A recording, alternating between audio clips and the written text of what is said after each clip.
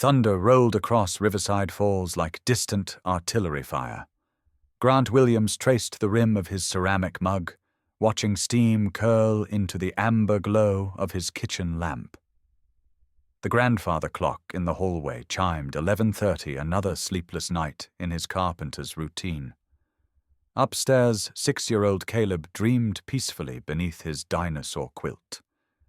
Then came the sound. 3 trembling knocks, soft as moth wings against his weathered front door. Grant's bare feet crossed cold hardwood. The woman who stood on his doorstep looked like a ghost carved from moonlight and misery. Rain had turned her auburn hair to dark copper, clinging to hollow cheekbones. An oversized navy coat swallowed her bird-like frame, sleeves dangling past trembling fingertips. Purple bruises ringed her throat like a necklace of pain, fresh enough to still bloom with angry reds.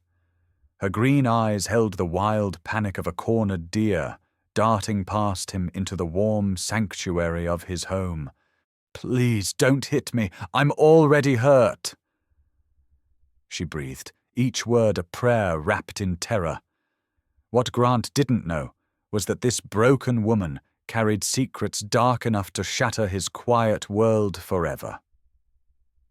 Grant stepped back without thinking, his hands rising in slow surrender. The gesture seemed to drain some tension from her rigid shoulders, like air escaping from a punctured balloon. "Ma'am, I would never—" His voice caught as he took in the full extent of her injuries under the porch light. A split lip, crusted with dried blood. Finger-shaped bruises on her wrists, dark as storm clouds. The imprint of violence mapped across her skin like a terrible geography. "Who did this to you?" The question escaped before he could stop it, rough with barely contained fury. She flinched at his words, pressing herself against the doorframe like a wild animal seeking escape. Her shoulders hunched forward, making herself smaller, invisible. Rain continued its assault on the porch, creating a curtain of water that seemed to separate them from the rest of the world. "I'm sorry," she whispered, her voice barely audible above the storm's symphony. Water dripped from her soaked clothing onto his welcome mat, each drop echoing like a heartbeat. "I didn't know where else to go. I saw your light and thought maybe—" Her words dissolved into silence, leaving only the sound of her chattering teeth and the relentless drumming of rain on roof shingles. Grant glanced up the stairs, ensuring Caleb remained asleep in his fortress of stuffed animals and security blankets. The boy had seen enough sorrow in his young life. Losing his mother to cancer had carved deep channels of grief that were only now beginning to heal. This broken woman didn't need to become another source of his son's nightmares. "Come in," Grant said gently, stepping aside with deliberate slowness. "You'll catch pneumonia out there, and I won't have that on my conscience." The woman hesitated, studying his face with the careful attention of someone who had learned to read danger in every shadow, every micro-expression. Her green eyes searched his features like a map, looking for the landmarks of violence she'd learned to recognize. Something in his steady brown eyes, perhaps the absence of that particular darkness she'd grown to fear, must have convinced her. She took a tentative step inside, water pooling around her worn sneakers on the hardwood floor. The warmth of his home seemed to shock her system, like diving into hot water after freezing cold, causing her to sway slightly, as if the temperature change had disrupted her equilibrium. Grant reached out instinctively to steady her, but she recoiled so violently that she nearly fell backward into the storm. Her arms came up defensively, protecting her face and torso with movements that spoke of practiced survival. The reaction hit Grant like a physical blow. This woman had learned to expect pain from helping hands. "It's okay," he said softly, keeping his distance while his heart hammered against his ribs. He forced his voice to remain calm, gentle, the same tone he used when Caleb woke from nightmares about monsters in the closet. "You're safe here. I promise you're safe." The words hung between them like a bridge neither quite trusted yet. She lowered her arms slowly, revealing eyes that held decades of accumulated fear despite her youth. Grant estimated her age at somewhere around 30, though trauma had carved lines that made precise measurement impossible. "I don't know what safe feels like anymore," she admitted, the honesty raw as an open wound. The kitchen light revealed more damage that the porch shadows had hidden, a yellowing bruise along her jawline, shaped like knuckles, scratches on the backs of her hands that looked defensive, the kind made when someone raises their hands to ward off blows. Grant filled his electric kettle with hands that trembled slightly from rage, the familiar routine giving him something to focus on besides the violence written across this stranger's skin. "Tea or coffee?" he asked, grateful for the mundane normalcy of the question. His voice sounded strange in his own ears, carefully controlled when what he really wanted was to demand names and addresses, to find whoever had done this and teach them what it felt like to be on the receiving end of fists. "Tea, please." Her voice was stronger now, though she remained poised for flight like a bird perched on the edge of a branch. She moved toward his kitchen table with careful steps, as if testing each floorboard for stability. The wooden chairs creaked softly as she perched on the very edge of one, her body angled toward the back door, maintaining an escape route even in sanctuary. Grant pulled 2 mugs from the cabinet, his fingers automatically selecting the one bearing Caleb's crayon drawing of their family from before. Cancer became a household word. The artwork showed 3 stick figures holding hands under a yellow sun daddy, mommy, and a smaller version of himself with an enormous smile. Sarah's figure wore her favorite purple dress, the one she'd been buried in 18 months ago. "I'm Rachel," she said suddenly, the name sounding rehearsed as if she'd practiced saying it in mirrors. "Rachel Parker." Grant filed that detail away along with the slight hesitation before her surname, the way her eyes shifted left when she spoke it. In his years wearing a badge, he'd learned that lies often lived in the smallest details. Steam rose from the cups as Grant set one before her, the ceramic warm against fingers that had grown numb from cold and fear. Rachel wrapped her hands around the mug like a lifeline, seeking warmth that went deeper than skin and bone. "I'm Grant," he offered, settling into the chair across from her with deliberate casualness.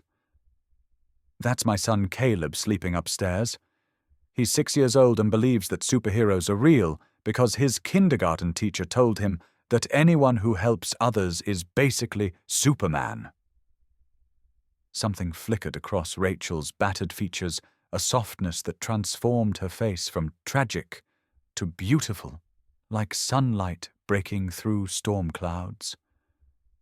"You have a family," she murmured, and the longing in her voice made Grant's chest tighten with recognition.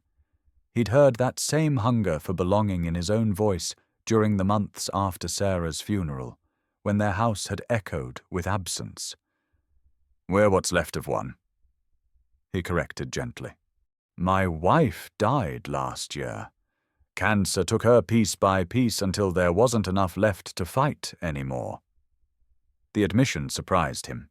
He rarely spoke about Sarah's death to strangers, but something about Rachel's raw honesty invited confession. Rachel's eyes filled with tears that she didn't let fall. "I'm sorry," she whispered. "Losing someone you love it breaks something inside you that never quite heals the same way, doesn't it?" Her understanding was too precise, too knowing. Grant wondered what losses had taught her such painful wisdom. Morning arrived grey and hesitant, filtering through kitchen curtains that Sarah had sewn during her final summer. The fabric bore tiny flowers that seemed to dance in the weak sunlight, a reminder of the woman who had filled this house with laughter and the scent of homemade bread. Grant found himself studying Rachel Parker in the revealing light of dawn, noting details that darkness had obscured. She sat exactly where he'd left her 6 hours earlier, clutching the same mug of tea that had long since grown cold. Her auburn hair had dried into soft waves that framed a face marked by violence but not broken by it. There was strength in the set of her jaw, intelligence in those green eyes that missed nothing. This woman was a survivor, not just a victim. The sound of small feet on hardwood stairs announced Caleb's arrival like a trumpet call, heralding the dawn. Grant intercepted his son in the hallway, crouching to meet those curious brown eyes that missed nothing despite their innocence. Sleep had tousled the boy's dark hair into every direction, and his Spider-Man pajamas bore the wrinkles of active dreams. "We have a visitor, buddy," Grant explained in the gentle tone he'd perfected for delivering difficult truths to a 6-year-old mind. "A lady who needed help during the storm. She's hurt, so we need to be extra kind and gentle, okay?" Caleb nodded solemnly, his expression taking on the gravity that children wore when adults trusted them with important information. "Is she sad like you get sad sometimes, Dad?" The question hit Grant like a physical blow, delivered with the devastating honesty that only children possessed. "When you look at Mommy's pictures and your eyes get shiny." Grant pulled his son close, breathing in the scent of strawberry shampoo and childhood innocence, the familiar comfort of unconditional love. "Yeah, kiddo," he admitted, his voice thick with emotion. "She's very sad. But you know what? I think you might be exactly what she needs to remember that there's still good in the world." Caleb's face lit up with the fierce determination that children brought to their missions of kindness, his small chest puffing with the importance of his assignment. Together they entered the kitchen where Rachel sat frozen, watching their approach with the wariness of prey that had learned predators often came in unexpected packages. Her green eyes tracked every movement, cataloguing potential threats with the practiced efficiency of survival instinct. Grant noticed how she positioned herself to keep both exits in view, how her muscles remained coiled for flight despite her exhaustion. "This is Caleb," Grant said gently, his hand resting protectively on his son's shoulder. "Caleb, this is Miss Rachel. She's going to stay with us for a while." The boy studied her with the unblinking intensity of childhood, taking in every bruise and shadow without the adult impulse to look away from uncomfortable truths. Then Caleb did something that made Grant's throat constrict with pride and heartbreak. The boy walked to his art supplies scattered across the counter, selecting a purple crayon with the deliberation of an artist choosing the perfect brush. On a fresh sheet of construction paper, he drew a simple flower with 5 uneven petals and a crooked stem, his tongue poking out in concentration. "Purple's a healing color," Caleb announced with 6-year-old certainty, offering the drawing to Rachel with the solemnity of a knight presenting his sword. "My mum told me that before she went to heaven. When you look at purple things, the sad goes away a little bit. Not all the way," he added with heartbreaking honesty, "but enough so you can breathe again." Rachel's carefully constructed composure cracked like ice in spring thaw. Tears traced silver paths down her cheeks as she accepted the drawing with hands that trembled with more than cold. "Thank you," she whispered, her voice thick with emotion that 18 months of careful control couldn't contain. "It's the most beautiful flower I've ever seen." Caleb beamed, his gap-toothed grin wide enough to light the entire kitchen. Then he did something that surprised even Grant. He climbed onto the chair beside Rachel with the casual acceptance that made children natural healers, his small presence offering comfort without demand or expectation. "Dad makes really good pancakes," Caleb announced conversationally, swinging his legs against the chair rungs. "And he lets me put chocolate chips in them if I promise to eat all my vegetables at dinner. Do you like pancakes, Miss Rachel?" The question was delivered with the assumption that, of course, she would stay for breakfast. That, of course, she belonged at their table. Rachel looked at Grant over Caleb's head, her eyes asking permission she didn't dare voice aloud. Grant nodded, understanding passing between them like electricity. "I love pancakes," she told Caleb, her first genuine smile transforming her entire face from tragic to radiant. The first week passed in careful routines that slowly built trust like sediment layering into stone. Rachel remained skittish, jumping at sudden noises, flinching when anyone moved too quickly in her peripheral vision. The sound of a car door slamming made her freeze mid-conversation, her eyes darting to windows and exits until she could convince herself that danger hadn't found her yet. Grant learned to announce his presence before entering rooms, to keep his movements slow and predictable, as if she were a wild animal he was trying not to spook. She helped where she could, folding laundry with mechanical precision that suggested muscle memory from another life, washing dishes with the thoroughness of someone grateful for any purpose that kept her hands busy and her mind occupied. But she never strayed far from the back door, always maintaining an escape route like a chess player, keeping her king protected. Grant noticed how she memorized the layout of his house, where the keys hung, which windows opened easiest. These weren't the actions of paranoia. They were the calculated preparations of someone who had learned that survival often depended on advance planning.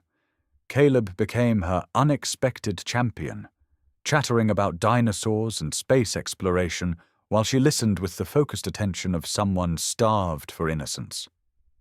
His 6-year-old observations about the world were delivered with such earnest conviction that Rachel found herself smiling despite the weight of her secrets. "Did you know that some dinosaurs were as big as school buses?" Caleb informed her one afternoon while they worked on a jigsaw puzzle at the kitchen table. "But some were as small as chickens." The small ones were probably faster, though. Sometimes being little is better for running away from the big, scary ones. Rachel's hands stilled on a puzzle piece, her eyes meeting Grant's across the room where he stood in the doorway of his workshop. The parallel wasn't lost on either of them. Sometimes survival did require being small, fast, invisible. "That's very wise," Rachel told Caleb seriously. The little ones probably had to be extra smart too. Grant watched these interactions from the shadows, sawdust settling on his flannel shirt like golden snow. Something was healing in both of them, the woman and the boy, and maybe in himself too. His house, which had felt like a mausoleum for 18 months, was coming alive again with the sound of voices that weren't his own, echo bouncing off empty rooms. Rachel's nightmares came like clockwork, usually around 3 a.m. when the house settled into its deepest quiet. Grant would hear her muffled cries through the thin walls, the sound of someone fighting battles in sleep that she couldn't win while awake. He never approached her room during these episodes, understanding that a man's presence in her vulnerable moments would likely cause more harm than comfort. Instead, he would make tea and leave it outside her door with a note, simple words of reassurance that she wasn't alone, that safety existed even in the darkest hours. By morning, the cup would be empty, and the note gone, her silent gratitude expressed through small gestures like making his coffee exactly the way he liked it, or ensuring Caleb's lunch was packed with extra care. You don't sleep much either," Rachel observed one evening after Caleb had gone to bed. They sat in Grant's living room, the space feeling less empty with her presence curled into the corner of his couch. She clutched a throw pillow against her chest like armor, but her posture was less defensive than it had been days earlier. Grant looked up from the furniture catalogue he'd been studying, noting the dark circles under her eyes that matched his own. "Grief and worry make strange bedfellows," he said. "Some nights, sleep feels like giving up, like stopping the watch means Sarah never existed. Other nights, it feels like betrayal. How can I rest when someone I care about is hurting?" The admission surprised them both. Rachel's eyes widened at the implication that she had become someone he cared about, that her well-being had become tangled with his own peace of mind. "You barely know me," she whispered, but there was hope in her voice alongside the protest. "I know you're kind to my son," Grant replied simply. "I know you fold towels like someone who takes pride in small acts of service. I know you flinch when men raise their voices, but you don't run away, you stand your ground. I know you're stronger than whoever hurt you wanted you to believe."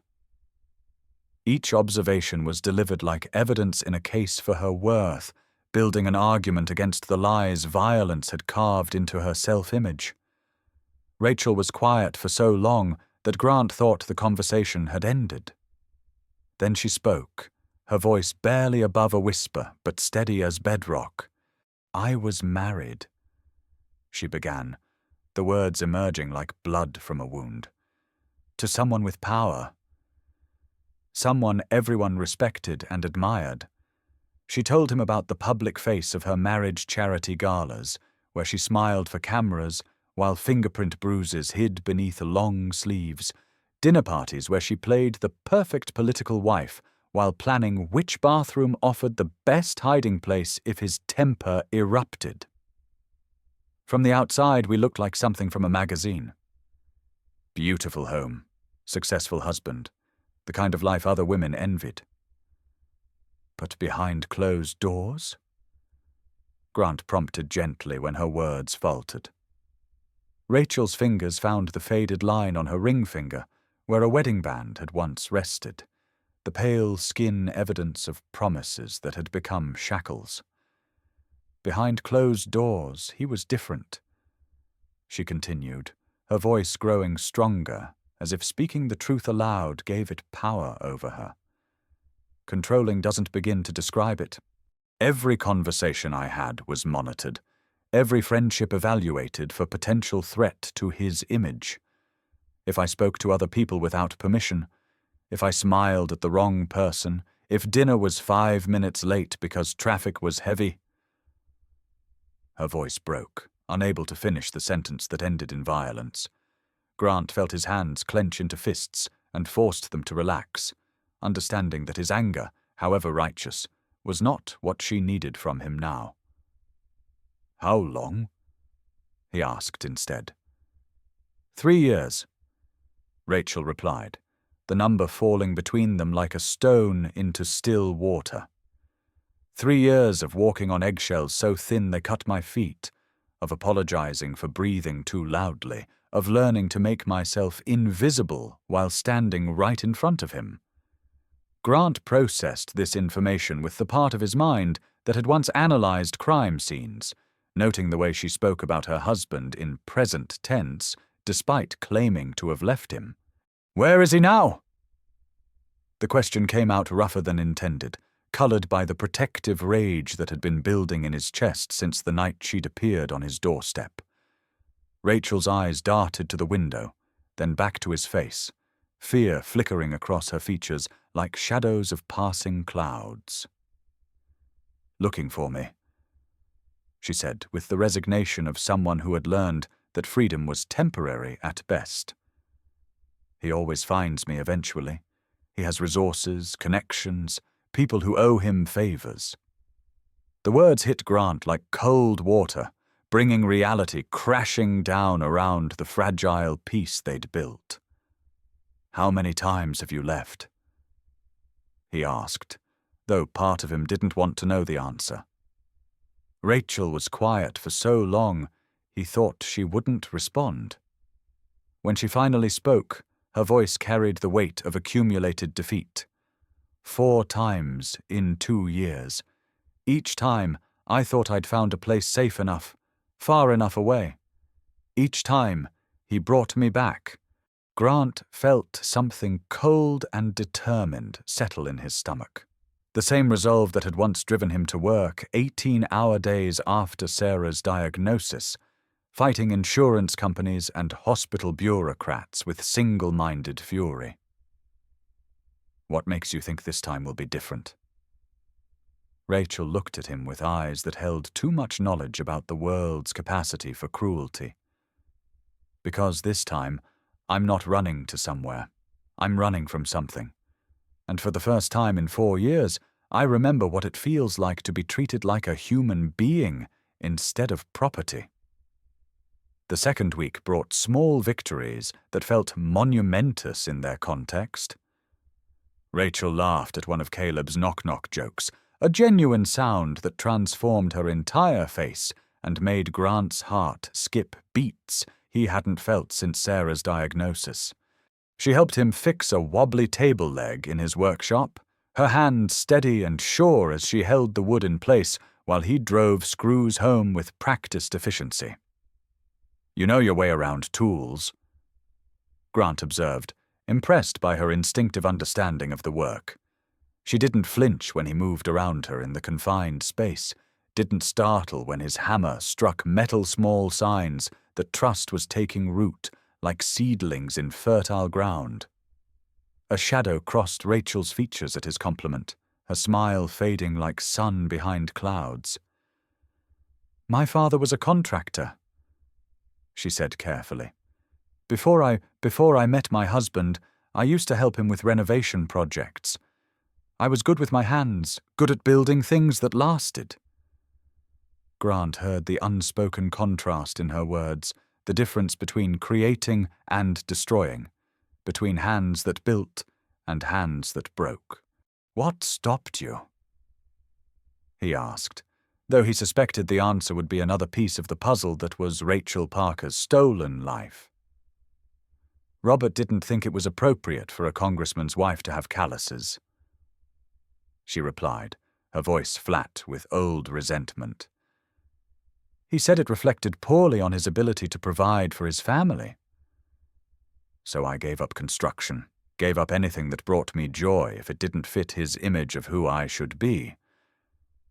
They worked in comfortable silence after that, the smell of wood polish and honest labor filling Grant's workshop like incense. Rachel ran her fingers along the smooth grain of a dining table he'd been crafting for a client, her touch gentle and appreciative, as if she were greeting an old friend. "It's beautiful," she murmured. "You create things that will outlast all of us." Something in her tone made Grant look up from his sanding, noting the wistfulness that colored her observation. "Unlike some people who only know how to destroy," she added so quietly he almost missed it. The bitterness in those words painted a clearer picture of her marriage than any detailed confession could have managed. That afternoon brought an unexpected test of the fragile trust they'd been building.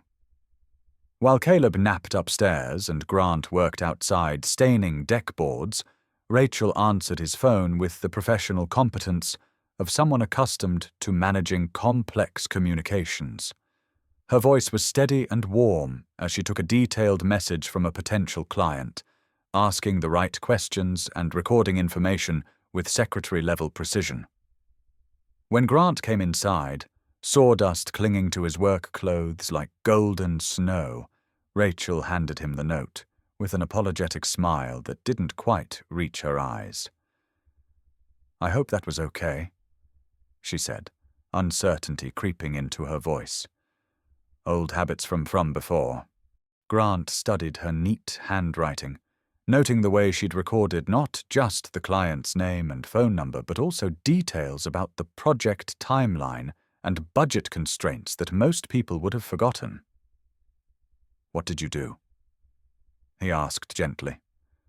"Before your marriage?" Rachel hesitated, as if the truth were a bird she was afraid to release from its cage. "I taught kindergarten," she said finally, then caught herself with the quick correction of someone who'd learned to be careful with personal information. "I mean, I was trained for it. I got my education degree, did my student teaching. But Robert thought, he said, teachers didn't make enough money to justify the investment in education. So I became his assistant instead, managing his calendar and correspondence." Another piece of the puzzle clicked into place with painful clarity. Grant imagined this intelligent, nurturing woman trapped behind a desk, answering phones for a man who'd stolen her dreams along with her freedom. "You'd be good at teaching," he said simply. "Caleb's learned more in 2 weeks than in the past 2 months of school." The compliment brought tears to Rachel's eyes, as if kindness were a language she'd forgotten how to understand. "I used to dream about having my own classroom," she admitted. "Bulletin boards covered in student artwork, reading corner with bean bags and picture books, the smell of crayons and possibility. Silly dreams." "Not silly," Grant corrected firmly. "Stolen. There's a difference." The distinction seemed to startle her, as if no one had ever suggested that her lost aspirations were valuable enough to mourn. "Dreams don't have expiration dates, Rachel. Maybe they just sometimes need new soil to grow in." The 3rd week arrived with a threat wrapped in German engineering and tinted windows. Grant noticed the black sedan first, its paint gleaming, despite the overcast morning, chrome bumpers reflecting the grey sky like mirrors. The vehicle sat across from his house like a predator studying prey, engine running despite being parked, exhaust visible in the autumn air like the breath of a sleeping dragon. Rachel saw it too, her face draining of color as she stepped back from the kitchen window with movements sharp as breaking glass. The careful peace she'd built over 14 days shattered in an instant, replaced by the haunted alertness of prey that had caught a predator's scent. "He found me," she breathed, her voice hollow with the resignation of someone who'd played this scene before. She pressed against the wall, making herself as small as possible while her eyes darted between the window and the back door. "He always finds me," she repeated, the words carrying the weight of accumulated defeat. "I should have known 2 weeks of peace was too much to ask for." Grant moved to the window, studying the vehicle with the careful attention his late father had taught him during hunting seasons. The sedan's occupant remained hidden behind tinted glass, but Grant could feel eyes watching his home, cataloguing details, planning something that made his protective instincts flare like a struck match. "Not this time," Grant said, his voice carrying a conviction that surprised them both. The words emerged from some deep place he hadn't accessed since his police days, when protecting innocent people had been both job and calling. Rachel looked at him with wonder and terror warring in her green eyes. "You don't understand," she whispered, her hands shaking as she wrapped her arms around herself. "He has money, connections, power that reaches into places you can't imagine. He owns judges, police officers, politicians, anyone who might help me. I'm nobody, Grant. Just a woman who married the wrong man and learned too late that some prisons don't have visible bars." Grant turned from the window, his carpenter's hand steady despite the adrenaline coursing through his veins like electricity.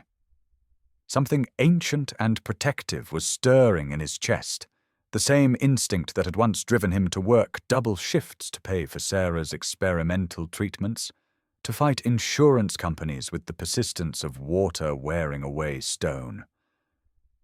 "Maybe you were nobody before," he said quietly, his voice carrying the authority he'd once used to calm domestic disturbance calls. "But you're somebody here. You're part of this family now, and families protect each other. The words settled between them like a promise, solid as the foundation of his well-built house.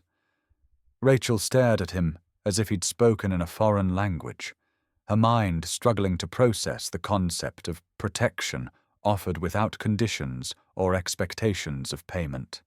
"He'll destroy you," she said, the warning delivered with the certainty of someone who'd watched Robert Sterling crush obstacles before. "He'll find things in your past, manufacture scandals if none exist. He'll take Caleb away, ruin your business, make you wish you'd never opened that door." The threat to his son made something cold and dangerous crystallize in Grant's chest. "Let him try," he replied, his voice carrying the quiet promise of a man who'd learned that some battles were worth fighting regardless of the odds. "He might have power, but he doesn't know this town. And he sure as hell doesn't know me."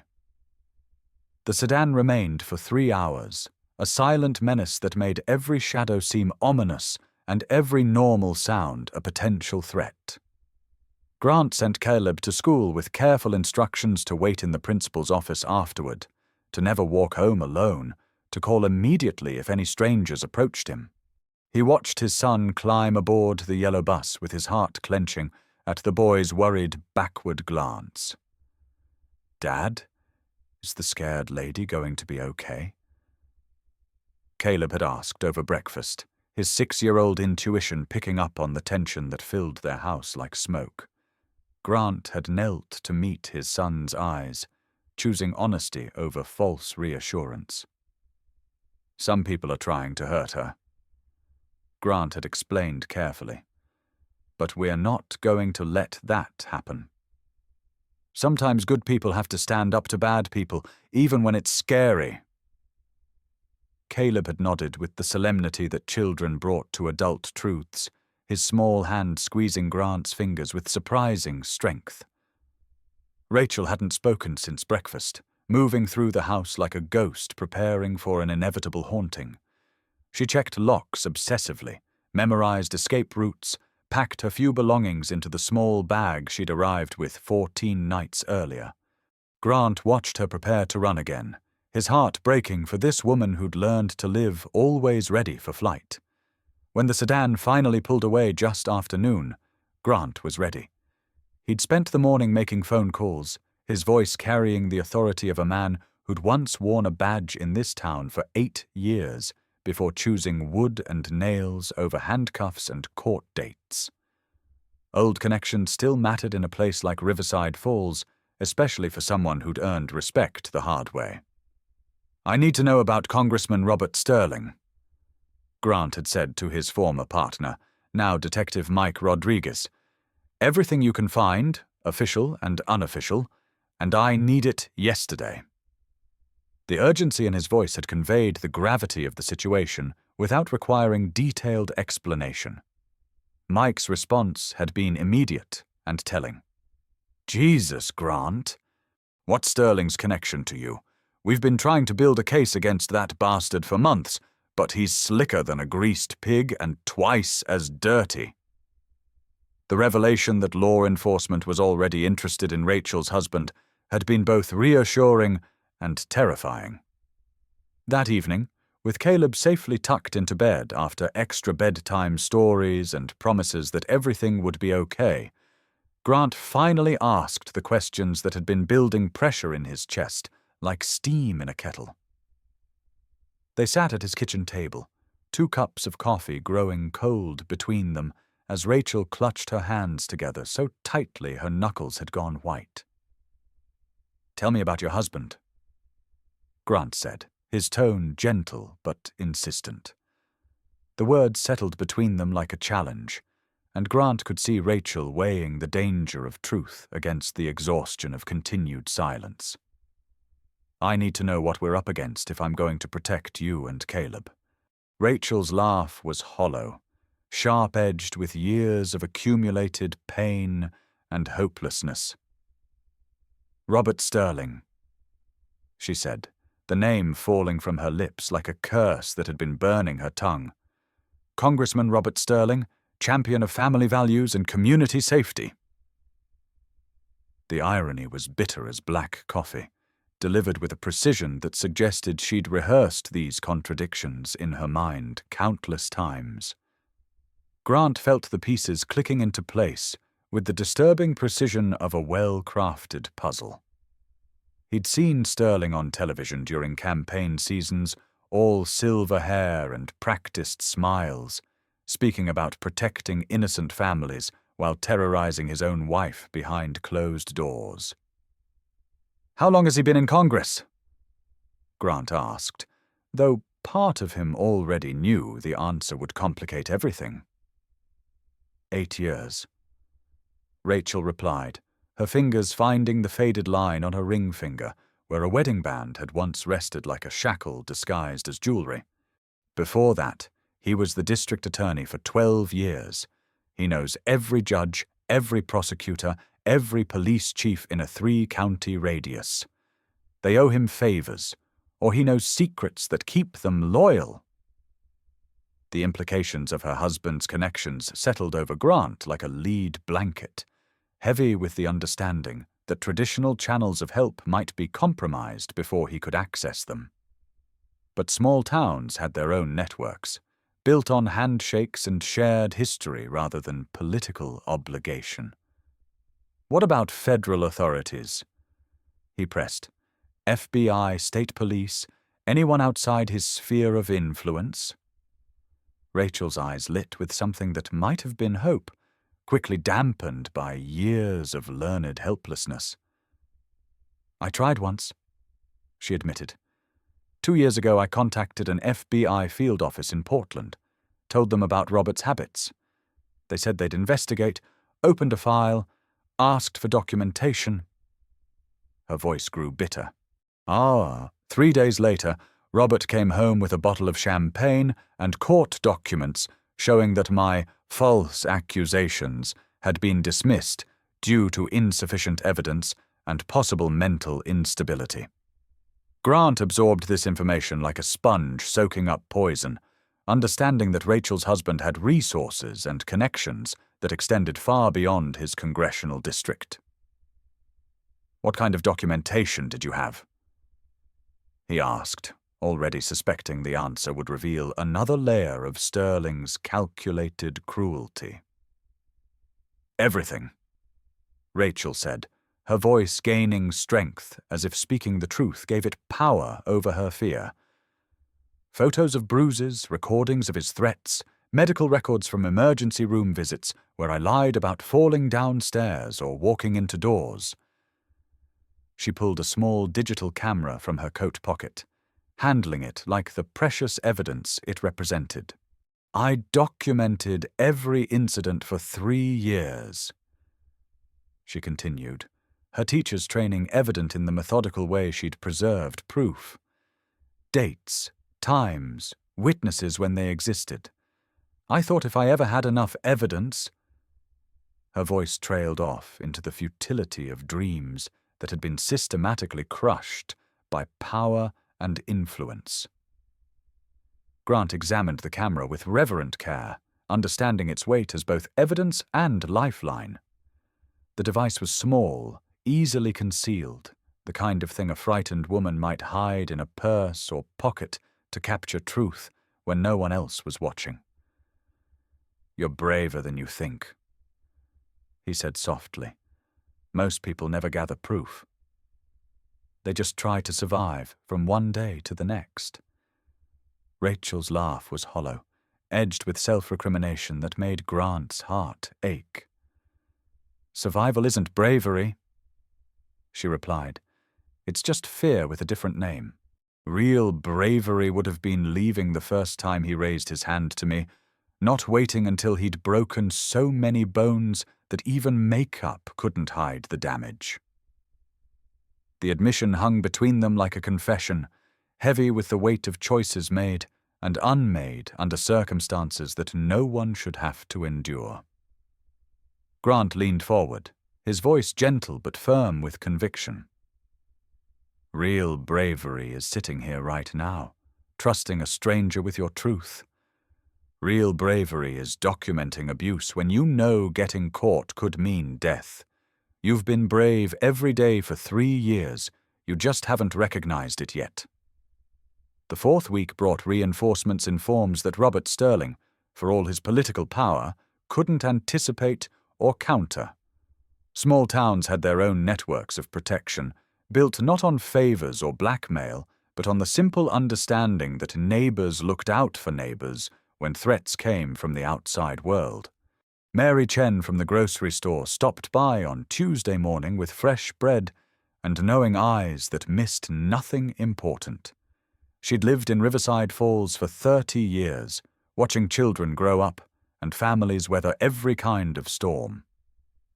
"Heard you have a house guest," she said to Grant while Rachel hid in the workshop, her tone carefully neutral, but her message clear. The town was aware and watching. Tom Rodriguez, who ran the local garage and coached Little League, mentioned seeing expensive cars with out-of-state plates asking questions about Grant's address. "Told them I'd never heard of any Grant Williams," Tom said, with the bland innocence of someone who'd perfected selective memory. "Funny thing is, after they left, their rental car developed a slow leak in the rear tire. Must have picked up a nail somewhere. Even Pastor Williams from the community church found reasons to check on their small household, bringing casseroles and conversation that never quite touched on the reason for his visits. Riverside Falls was a town that remembered how to circle the wagons when danger threatened one of their own, and Grant had been one of theirs long before Rachel arrived seeking shelter. "The town's talking," Grant told Rachel one afternoon as they watched Caleb play in the backyard, his laughter bright against the grey October sky.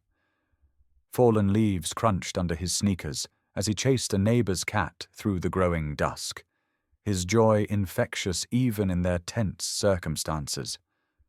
Rachel tensed at his words, old fears surfacing like oil on water, her body preparing for the familiar cocktail of judgment and abandonment that had followed her previous attempts to escape. "Good talking or bad talking?" she asked, her voice carefully controlled, despite the anxiety evident in her white-knuckled grip on the porch railing. Grant's smile was reassuring, warm with the pride he felt for his community's response to crisis. "Good talking," he assured her. "They're talking about how much happier Caleb seems, how nice it is to see life in this house again. They're talking about the woman who makes sure the grocery store's elderly customers get help, loading their cars, who volunteers to read to kids at the library even though she's only been here 3 weeks. Rachel absorbed this information like a plant drinking sunlight after a long drought, her posture gradually relaxing as she processed the novel concept of being discussed positively instead of whispered about with pity or blame. For the first time since arriving, she allowed herself to imagine a future that extended beyond immediate survival, a possibility that had seemed impossible just days earlier. "What if he comes back?" she asked, voicing the fear that shadowed every peaceful moment like a storm cloud threatening rain. Her green eyes scanned the street with practiced vigilance, cataloguing each parked car and unfamiliar face with the thoroughness of someone who'd learned that survival often depended on advance warning. Grant's jaw tightened with resolve that had been building like pressure in a boiler for 3 weeks, fed by every flinch, every nightmare, every moment of fear that crossed Rachel's face. "Then he'll find out what happens when someone threatens my family," he said, the word family carrying weight and meaning that made Rachel's breath catch in her throat. The inclusion was deliberate, intentional, a declaration that she had moved from charity case to cherished person in the space of 21 days. "Family?" she repeated, her voice small with wonder and disbelief, as if the concept were too precious to trust. Grant turned from his survey of the street to meet her eyes directly, his expression serious as a vow. "You help Caleb with his homework. You make this house feel like a home instead of a museum. You've brought laughter back to rooms that had forgotten how to echo with joy. If that doesn't make you family, I don't know what does." The words settled between them like seeds in fertile ground, taking root in the quiet space where hope had been slowly growing alongside trust. Rachel felt something shift inside her chest, not the familiar flutter of fear, but something warmer, more dangerous, more healing than she dared to dream possible.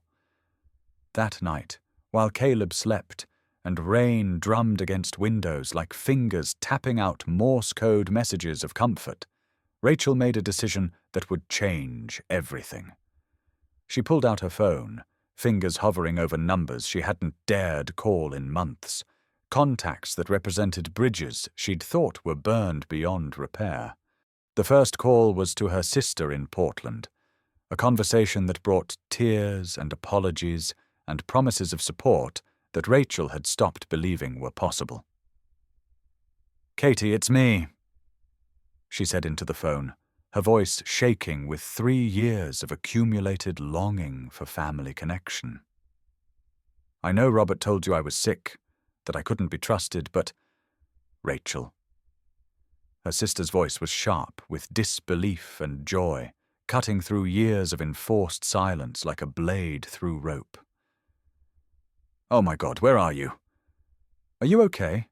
We've been so worried, but Robert said—" The flood of questions and emotions made Rachel's throat close, with tears she'd been holding back since the day she'd married a monster disguised as a savior. The second call was to a lawyer who specialized in domestic violence cases, a woman whose name Rachel had memorized during her darkest moments when hope was a luxury she couldn't afford. "My name is Rachel Parker," she said, her voice growing stronger with each word. "I need help leaving my husband, and I have documentation."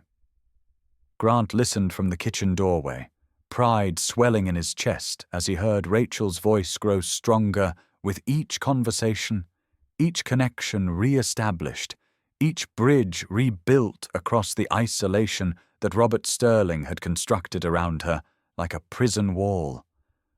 She was finding herself again, piece by careful piece, and the transformation was beautiful to witness.